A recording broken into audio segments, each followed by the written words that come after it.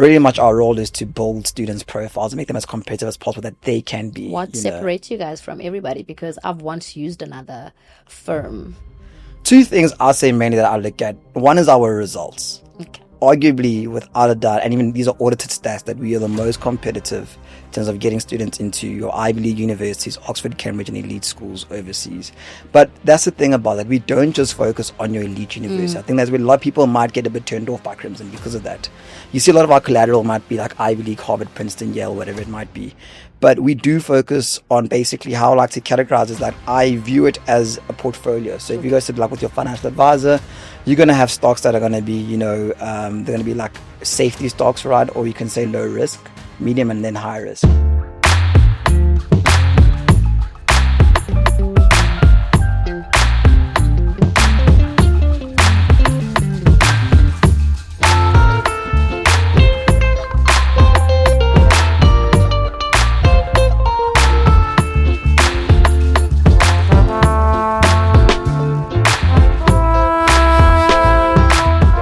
Hello and welcome to Life Lately podcast.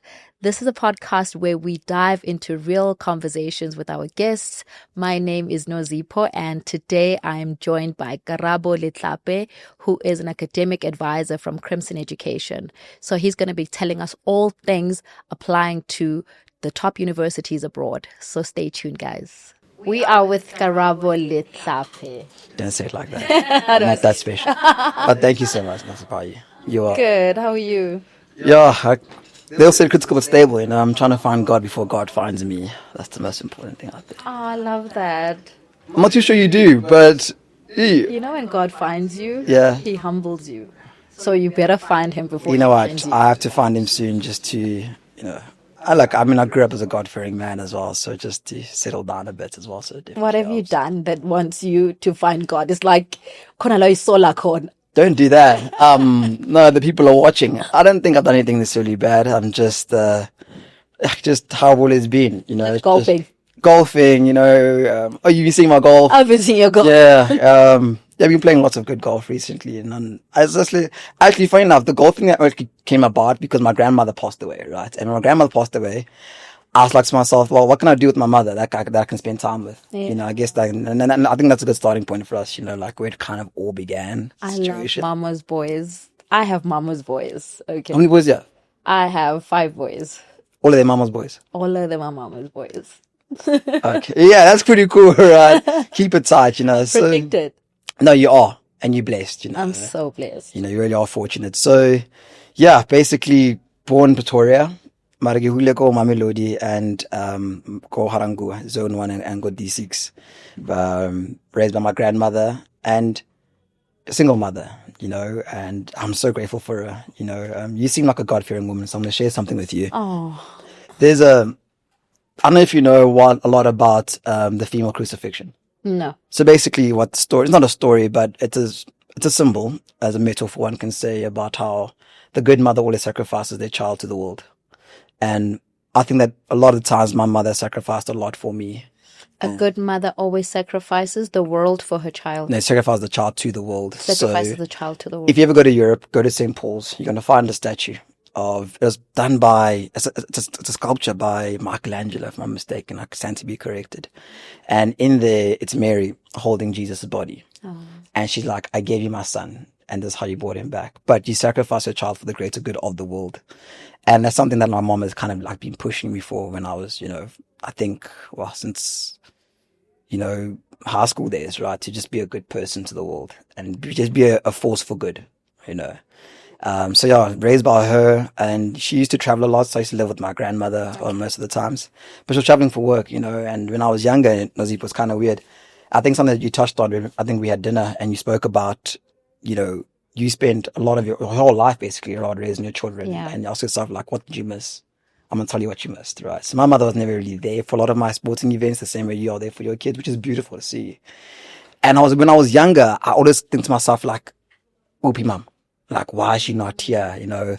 At sporting events when I'm getting awards, I played B team, but it's from an award. Okay. Not for rugby, as I played serious ruggers. It matters. Yeah, not really. You like a thanks for coming trophy.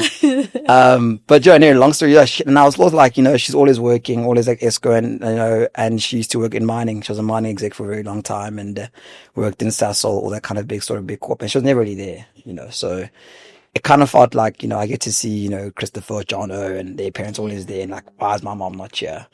Only when I got older did I realize that the sacrifice that she made were for me. Were for you. Yeah. And only when I got older, I realized like I never had to want for anything, It's not like, we had it bad. I mean, I grew up in midstream, Look at you. midstream. And then she actually did obviously try, give herself to love, and she got married. Then that's where I inherited two stepbrothers.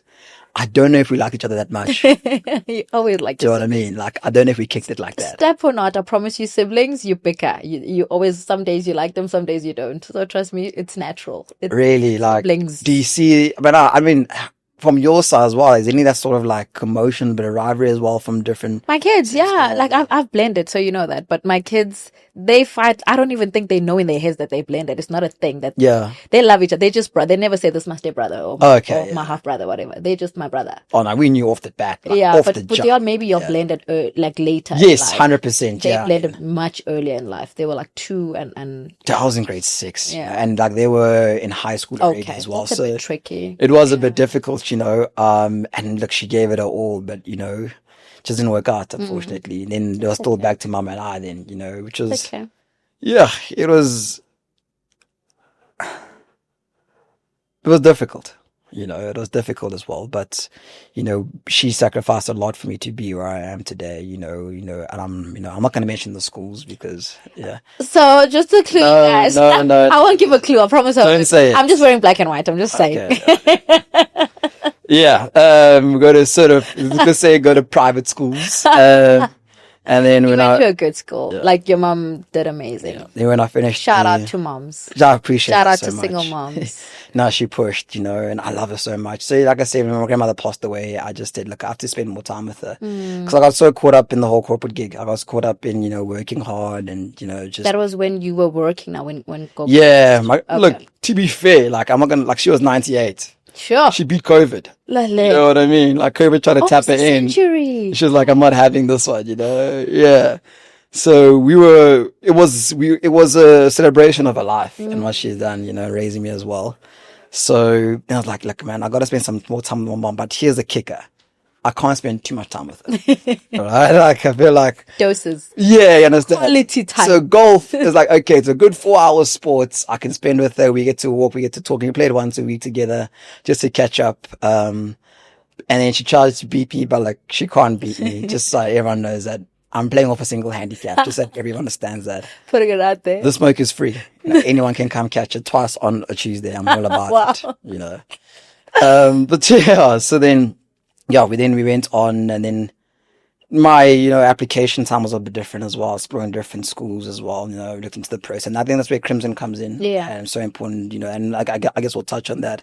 But my postgrad, they're here, so then I do have, it was a business science degree and business project management, and then I was kind of like a lazy kid. I didn't want to go to work, so I just work. I just like said, okay, I'm going to study a lot of times.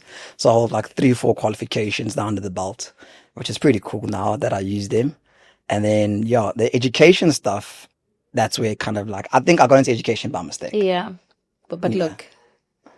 Yeah, it was a weird mistake. It kicked in. So I used to work for my mother. And there's a company called Malachaba Human Capital. It's a consulting firm. Then they got a big contract from Gabo to do bursary recruitment. So instead of lazing around at home, I'm also like, Karabo, you can't sit here all day watching Vikings. This is post uni. Yeah, during. No, like post. Just I'd say my post grad. So I was ready. So I was home. Okay. Right. So wait, you was a boarder, and then from boarding you went to study abroad. So we looked into the process of when we were going abroad most of the time. Yeah. And then I even applied to some schools in Dubai. I didn't land it there. Okay. Which is okay, And No it's regrets kind of now. no, nothing, That's what I say. Like, even when I'm talking to clients, I say like, look, there are great uni options here as well that one should consider as well. I think that to study abroad, it's a decision when I speak to clients, like, look, I want you to make this decision because it's educationally worth the jump, not because you want to go and flex. Yeah. I think I said this as well to the young man as well. It's like, I know you want to go, ball out in Spain and all that kind of stuff as well. It's very important for you to do that, but it's not a flexing competition. It's not about, we can afford to, I'm going to, but rather to know that I want to get a better education that we'll get in South Africa. We got good universities. We've got great unis here. Man, amazing. don't get me started. Yeah. Right. I mean, we got universities that produce some of the top CEOs, right? I know. Doctors and engineers. 100%. Yeah. And my mom says like back in her days at Westville, like, I think it's now called UKZN, right? Yeah, it's not called UKZN. Yeah, Westville used to produce even some of the elite CEOs that you see today. They're still running these big companies. So that's what I always say about, that whole abroad thing. And getting to Crimson is kind of like a key thing of like, when I sort of failed in the process, when I was looking at some of these options overseas. And I don't want that to happen to other kids. Yeah. And it's important that if you have the information, you can make a really good decision. And that's where I feel a lot of parents are now starting to pick up the conversation very, very early with their kids about studying abroad, to say, listen, I want to start this process while you're in grade 9. Right. I want to start exploring it in grade 9. Even if you start in grade 10, it's perfectly fine. Right. We do have clients who start in grade 6, grade 7. It does happen. That's a lot of admin. That's a lot of. It's important to manage the stress for the child. Okay. Right. 'Cause remember, when you're 13, 14, what do you know? My 15-year-old, right, I said to him, we need to start building your profile. And he said, yo, mom, what does that need me to do? And I said, where do you start? But I said, Exactly. with community work and all these things outside. Yeah, right. because he's a chatter, that one. Like, he can keep a group chatting. And I said to him, with your debate groups and all of this thing that you can put into your profile. And then after matric, then you can decide if you want to stay here, you want to go up. But all along, you've been building your profile to the sense that you have options. 120%. Rather than waiting and then you're figuring out post-matric that actually I could have started early. Especially the young kids, it's more about those sort of soft skills, right? Teaching them if they want to go into coding, like basic coding courses that they can take on. I got a very a grade 7 that I'm working with as well.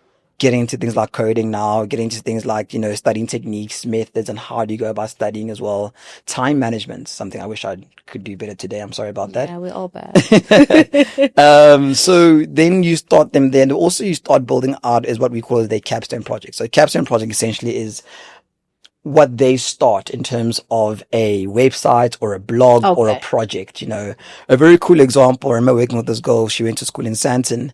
And she started a film club at her school and got 28 members active in the film club, and then went on to, submit her film to these Film Stedfords and got an award for it, right?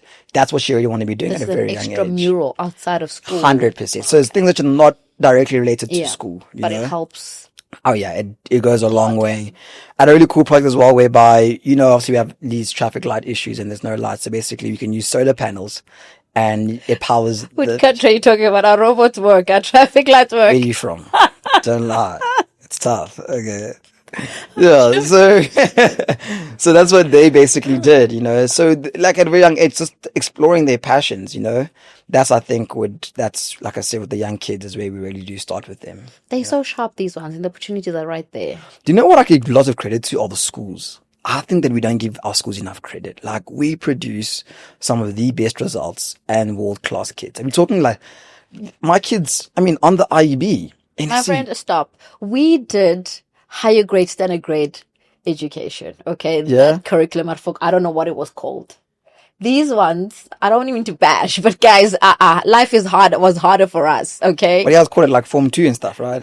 No, I was not. My mom were Form. But at my son's school, they still called Form 1s and Form 2s. And okay, nah, I never know that stuff. But we did by your higher grade or standard grade. That's when I also was separated from the lot, because when I was in grade 11, I started paying attention to more boys, and then I dropped my biology. Behave. Yeah. And then I dropped my biology to standard grade, and then they told my dad that, because I always put it out there that I want to go study medicine. 100%. And they reached out to my dad and said, listen, moving to grade 12, she's not not going to be writing for exemption. At the time we were writing for exemption, you would qualify from your grade 11 marks that you're writing for exemption. And they told him she's not going to qualify for exemption, so she's not going to be able to make medicine. And my dad was just like, so what the heck? What are you busy with? And I'm just like, boys. That's a tough conversation. Yeah, it was very hard. Like, but then looking back, I wish I repeated grade 11 because I was young. I finished at 17. And I was always younger in my grade. I could have, but I just didn't. I don't know. Why'd you start early? I didn't start early. Back then, it was common for children to finish at 17. Okay. There was that opportunity to start your children early because I think we were a nuisance then. Children just went to school. And back then also, maybe not in my age, but most of the time you could skip a grade or two, but I didn't. If you were too smart. Yeah, you're gonna expose my age. Yeah, I know you guys. Yeah, but okay. So Crimson. Now back to Crimson Education because that's what matters here. We're here to talk about Crimson Education. Sure. You guys are an agency or what do you guys call yourself? You're a look. I mean, God's core what they say that we are consulting. Consulting. Yeah, we're an education consulting firm, right? But it's bigger than that. Once you start getting into that rabbit hole, is that really much our role is to build students' profiles and make them as competitive as possible that they can be. What separates you guys from everybody? Because I've once used another firm. Two things I'll say mainly that I look at. One is our results. Okay. Arguably, without a doubt, and even these are audited stats, that we are the most competitive in terms of getting students into your Ivy League universities, Oxford, Cambridge, and elite schools overseas.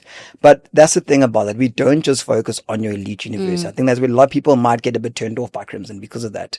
You see a lot of our collateral might be like Ivy League, Harvard, Princeton, Yale, whatever it might be. But we do focus on basically how I like to categorize is that I view it as a portfolio. So if you go sit like with your financial advisor, you're going to have stocks that are going to be, they're going to be like safety stocks, right? Or you can say low risk, medium, and then high risk, right? So your low risk would be like bonds and, banks, putting your money in like a bank and it grows at like maybe 3%, 4% per annum. Then you got your medium risk, might be maybe some property that you're looking at. Your high risk would be like your stocks, right? So like S&P 500, NASDAQ, whatever it might be. Okay. Show off. Sorry. No, I just done this for a very long time. So basically then how we view it as well is that when we're helping our families or our kids choose a universities, that look, I want us to have a couple of safety options. Yeah. So schools whereby the students would be quite competitive compared to others, right? Then we'll have a couple of target universities where our kids are like, excited for, they're about the middle to higher end. And then you can start applying to your extreme reach universities. The schools are like 2% admission rate or 3%. But generally our numbers, if I recall correctly, is 100% for safety admission rate, 98% for target, 30 somethings and 20 for your extreme reaches, So we really, our admissions rates are separate us apart from our competitors. And the second one is actually the team that we put together, right? The idea here is that, for all of my students, that I want them to work with the best strategists in the world. These are admission experts who went to these elite universities around the world, right? Who are graduates of these schools and work with our kids, month to month, just guiding them through the process. But I'm going to be very, very clear. Like, we're not a golden tooth, or like a golden keys. Yeah. I'm not saying that, because you work with Crimson, you're guaranteed to get into an Ivy League university. That's not what we're saying. No worries. What we are saying is that we increase your probabilities by 4 times more fold. But you have to do the work as a student, so 100%. There's no magic from Crimson. Exactly, right? Like, so, and what I like to say, and it's quite important, is that I believe for a large chunk of it is that our kids get themselves in. Yeah. Like they put in the work. I mean, I can't write the exam for them. Not that I would do any better than them, right? But they come to the sessions, they are engaging with their mentors, and they do the work that we ask you and we ask them, We I like to say, like, we the crutch. We just guide them, making sure that what you're doing at school is not in vain. Yeah. That you're not wasting your time doing something that's not going to count towards an application or hold much value in your application.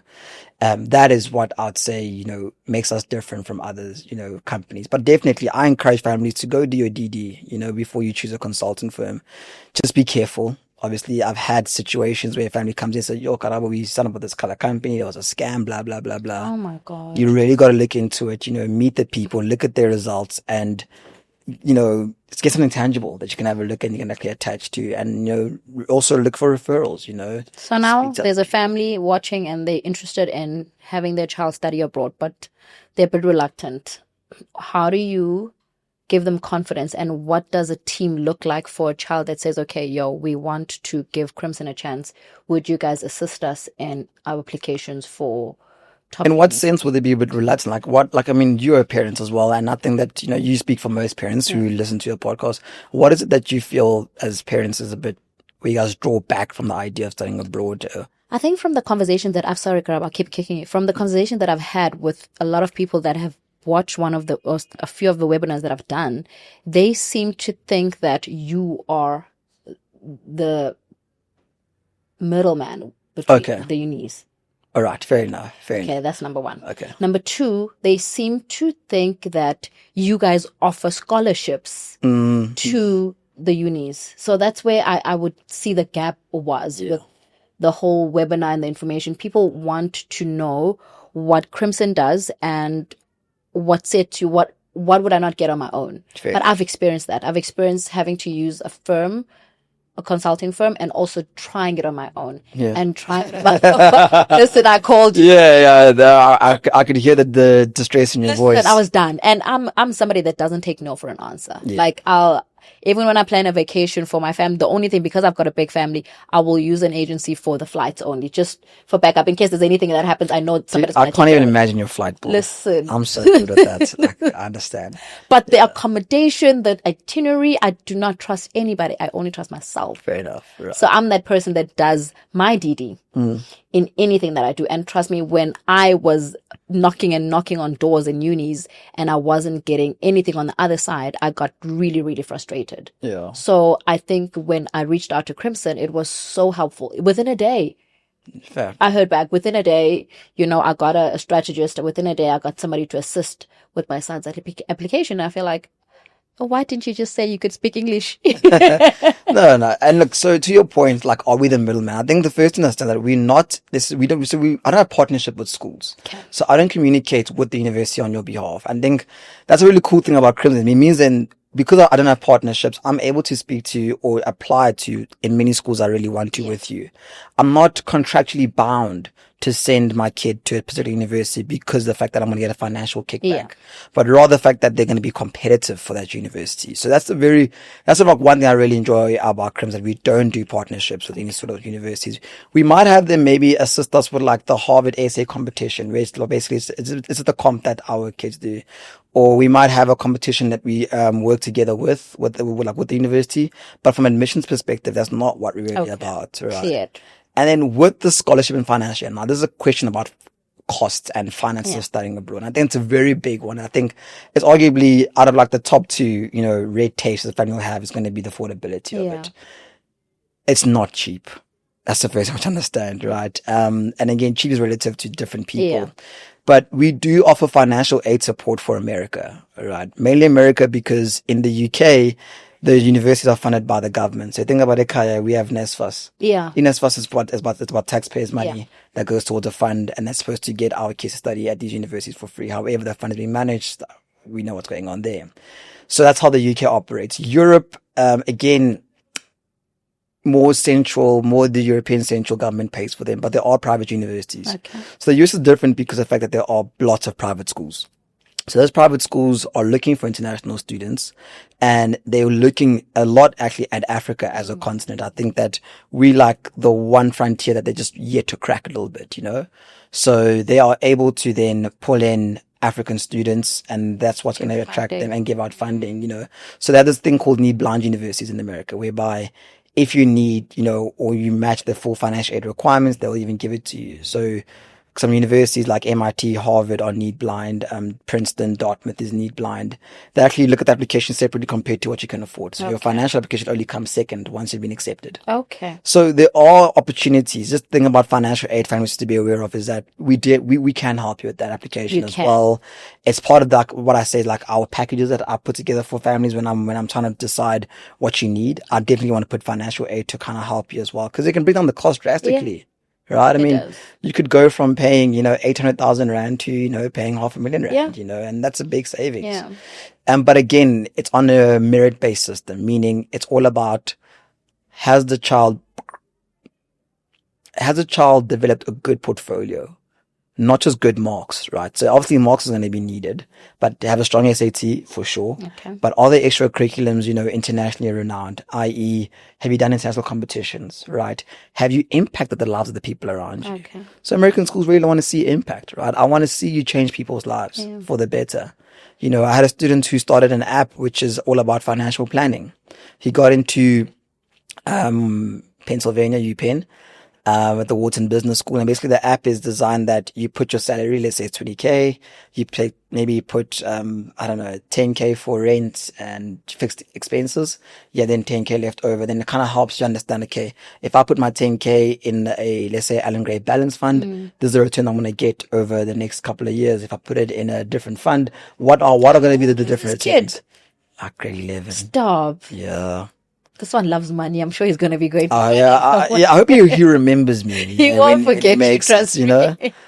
So basically like what I want to do is with the extra cream, like, is I want to show impact. Okay. So impact other people's lives, and that will boost your chance of then getting financial aid. But it is there, but knowing how to apply for it is the most important thing. And that's where, we have a financial aid mentor. Her name is Susan. She's so amazing. She helps out most of our students and parents on that financial aid aspect of it because, it can be pricey. It is pricey. Now tell me, if I get a package from you, I say I want to go study medicine in the UK. Yeah.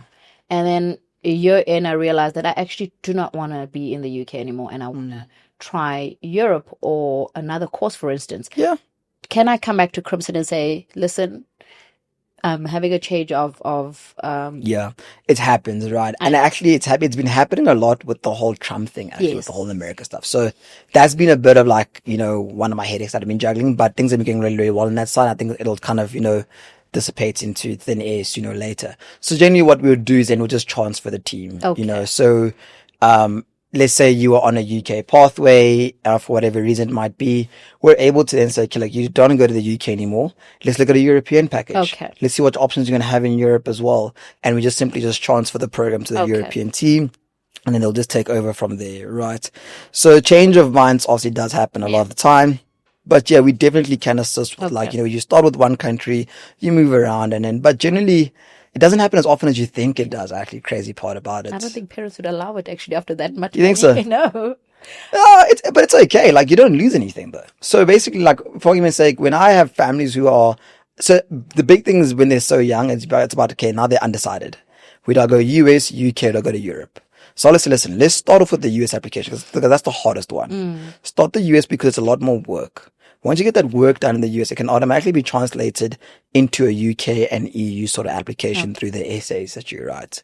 But also because like a lot of my kids, when they're doing the US, they'll do things like research. So we have a research center called Indigo, where my kids get to work with a professor from Princeton, Yale, Harvard, those sort of universities, and they produce is a research paper which can actually be published in a student journal. Okay. Some of these kids, what they've written, I can't even read. Right? Like it's Insane. proper like postgrad stuff, and I was like, I would write this. And this kid's in grade 11. My God. Yeah, so all the stuff can be translated to other sort of countries as well. So it can be transferred in that sense. Yeah. Okay, and then as a parent, I want to know, once my child has been accepted, everything is done, they go to this country for the first time. Do you guys cut all contact? Do you help with them settling? Yeah. Or do you keep in touch? So funny enough, the kids actually hate us once they're there. Why? What do you mean? There's a bit of beef. I don't know what it's all about. Like, just forget where they come from. This is what I'm saying. No, one can forget where they come from. Like, again, not in that sense, but like, so basically, once they get in, so for argument's sake, they'll have holidays. So I've got students who, whenever they come on holiday, then they come back home because for them, it's summertime, right? We have we have our derbies, right? So I can say, look, why don't you come to us to like an expo or to a school? We're going to have a setup there. Come and speak to families about your experience firsthand and, chat to other families that might be interested in starting as well. So we do try to keep in touch with them. And we also do things like case studies. So they were right about their journey with Crimson, In fact, I actually want your boy to do one with us, Hopefully he agrees. We even invite them to things like webinars. So we had this thing called How I Got In or How I Got Accepted. Okay. So it's how I got accepted into a university, and then they have a webinar just for that student, and they get to chat or tell other families their journey that they've had. So we don't believe in cutting ties with our kids. You know, we want to keep them around as close as possible, because at the end of the day, those are testimonials that are walking. Yeah. Those are walking testimonials, living proof that the system works and our product yeah. actually works as well, and they are happy, you know. So I do not want to cut ties with them. So they leave me at the end of the day.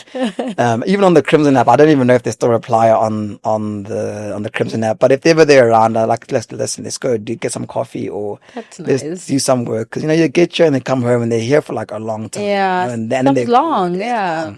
they get bored and like, oh, well, earn some money while you're here. Yeah. You know, do some work for us, do some marketing work for us, and then that's a key thing. Okay, before we wrap up, Karabo, for somebody that is interested in Crimson Education and wants to know more things that we didn't touch on today, because this was quite a short episode, but where can they find you? Where can they find Crimson Education? crimsoneducation.org. That should be like the first thing that pops up. Go to South Africa page. We're based on 45 Young Smarts as well in Johannesburg, so you're welcome, you know, to 45 Young Smarts. 45 Young Smarts, yeah, in Westcliff. Okay. Welcome to come through. And even our webinars, you know, things are a very nice place to start off. Yeah. Webinars, and then once you come up on the webinar, I'll definitely give you guys a call. You know, I love calling people and understanding how can I help them better. But definitely, you know, shoot over to our Instagram page as well, Crimson Education South Africa, and also on Facebook, if people still use Facebook. Is it even a thing? I don't know. I don't even use socials. You know me, I don't use socials. I got Facebook because when my son went to grade 8, the school was only communicating with us through Facebook, through the pictures that they were posting, and because they don't get phones. And I was forced. I was like, I'm not seeing my kid for 2 weeks. So I got Facebook. Okay, yeah. We're not on X, so don't find us there. No one likes like joking. But guys, we've had Karabo here telling us all about Crimson Education. If you follow me on Instagram, you know that they are always popping up on my socials, because I love this. I'm so glad that we found each other, and I'm able to assist families get their children to study abroad, because when my son left, people were DMing me trying to find out how he got in, or how did he apply. So I think it was just a match made in heaven that you guys also found me. Yeah. But yeah, this episode was not long enough for you to get all the information. He did list all the ways you can reach us. You could reach them, yeah. But thank you so much for watching today's episode. This is one success story of a boy raised by a single mom who's speaking and twanging now in this English that he learned. I still got my vernacular. You even dropped one word, Karabo, stop. What do you mean? I did. Abush, 10. I can't speak Zulu, but like I can just speak Tswana, you know. Okay, fine. I'm kidding. But thank you for watching today, and I hope it was insightful to one or two people. Thank you for watching. Thanks so much for having me. I really appreciate it. On a Friday with a suit, but anyway, it's okay. I just call this Friday. You know? It's every day. Thank you, guys. Take care.